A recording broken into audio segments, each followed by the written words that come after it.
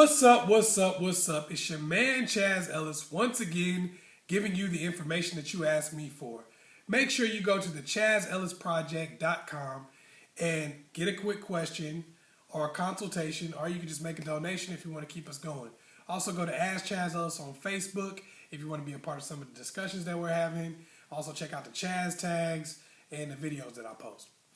Also, make sure you're ready next Sunday because I'm doing the video called The Lost Art of Perseverance. I'm going to be doing a live stream on that. So make sure you check that out. That's where I'm going to be talking about different things to help you persevere through hard times and keep going with your goals. Because people have been asking me a lot of questions about that and saying, give them a little bit more of some of the motivational stuff. Anyway, so as you all know, in a lot of my videos, the advice that I give to women is being a part of a man's dream. Helping that guy get further along and go somewhere with his dream, because that makes you more valuable to that man. Now, what a lot of women have asked me, they say, well, what do I do when I help a guy along with his dream and he leaves me once he gets there? What happens if he leaves me once he gets up? Well, that's a good question, because that does happen sometimes. That happens quite a bit, actually. Guys do leave women after they've helped them out. Guy starts out on the bottom and then you help him out, and a lot of times he leaves. Well, there's a few things that you really have to think about in this situation. Number one, you have to ask yourself, because we got to be real with ourselves. The more honest we are with ourselves, the easier things are, and easier things are to work out. You got to ask yourself the real question, like, could I get a rich dude, or could I get a dude that's already there to be serious about me right now? Is that what usually happens? Do guys who are already there really take me seriously? Are they really trying to be in a relationship with me? Be real with yourself. Answer that question for yourself. If the answer is no, then that means that you're probably going to have to get a dude that you're going to have to work with and work your way up, because you're not really attracting the dudes that are already there. Okay? So you got to put that in your mind first and foremost. All right, then the next thing you got to think about is, if you're going to help some guy up, what are you going to be doing for yourself while you're helping that person up? Because if you're helping that person up, but you're not really doing much for yourself, you're not really putting your own life together, then that means they're improving and you're not. You're basically trying to get a better product, because this person has become a better product with a lesser product, or pay a lesser price, because you haven't really improved. You can't rest on what you did in the past. You can't do that in any job. You can't do that in life in general. It just doesn't work that way. You can't say, oh, well, I helped you when you were down, so that means you need to be with me for the rest of your life. It's like, yeah, you helped me when you were down, but you didn't when I was down, but you didn't really help. You didn't really take care of me and then get yourself together. I got myself together. You might have helped me, but I got myself together.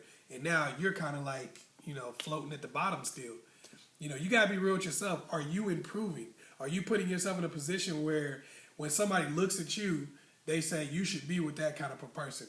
Have you, if you help them to improve themselves financially, have you improved your business acumen?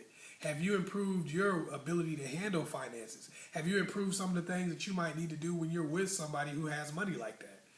I mean, are you good at socializing with people who have money? Are you good at keeping your environment looking nice, organizing bills, things of that nature that might help this dude out once you get him to the point that you get him to? Because we have to always think about what's the next step once this works, because that's the biggest thing that happens to most people in life, is they're not really ready for something to work. They're like, okay, I'm going to help my man out, and I'm going to get him here, and I'm going to do this. And then it's like, okay, now that it worked, okay, what's the next thing? What do I do now? What's my role in this successful thing? And a lot of people run into that problem. They'll help a business along, and when it becomes successful, they don't have a role because they haven't grown with the business. So you have to grow. Another thing you want to look at is, you're really only as good as the last person that you dated and the last person you were with. I'm just being real. Some people are going to get mad at me for saying that, but it's just, I'm telling you how guys really think. If you tell us that your baby daddy is in jail, that takes you down multiple notches. Now, don't get me wrong, and y'all probably noticed this because you probably dealt with it before. There are some brothers who love to date a girl whose baby daddy or ex-boyfriend or whatever the case may be is all messed up, because that guy is operating at a medium to low level. he might have a job, but he doesn't really see himself as being attractive. He doesn't really have a great personality where he attracts a lot of women. So he likes the fact that your baby daddy or your ex-boyfriend or the people that you've been with in the past are down low or haven't accomplished anything, because that makes his meager accomplishments seem really big and really major. I know what I'm saying might piss some people off, because that may be you. Oh well, it is what it is. But a lot of dudes like that because that makes their meager accomplishments seem really, really big. But those guys are usually the kind of people who are going to be really jealous. They're really insecure. Some of you have already probably dealt with dudes like that who kind of like the fact that your ex wasn't really much. Or you're going to run into guys who are really low. You know, they don't really care that your baby daddy wasn't anything because they're really low at the time. They're like, well, I'm broke and I don't have anything.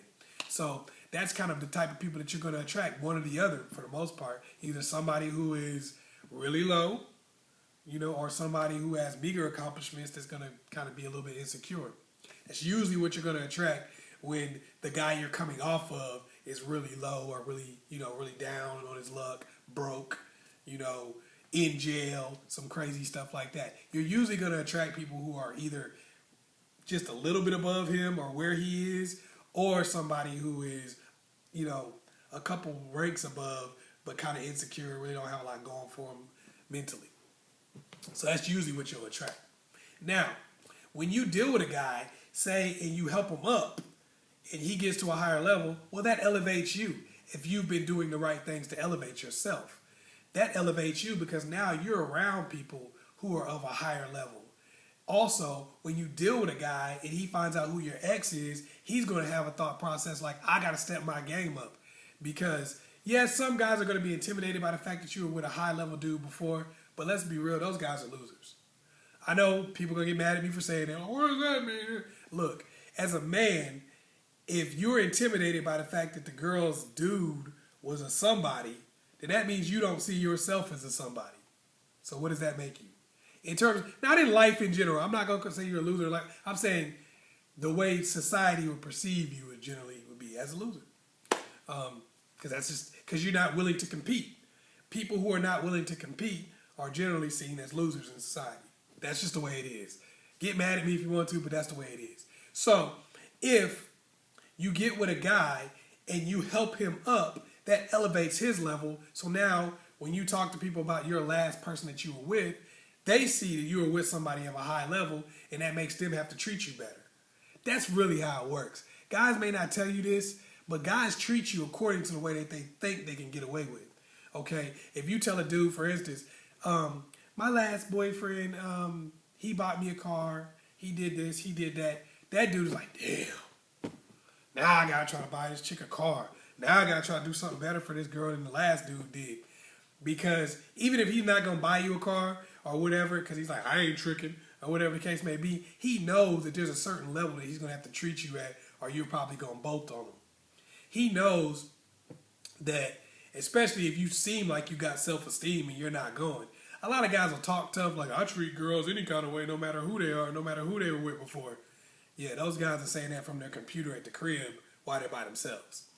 But in real life, you can't really do that and you know it. You know if a girl's been operating at a... It's like, I was watching this movie, Waiting to Exhale, one time, and she said, when you've been treated good, you can't go back to bullshit.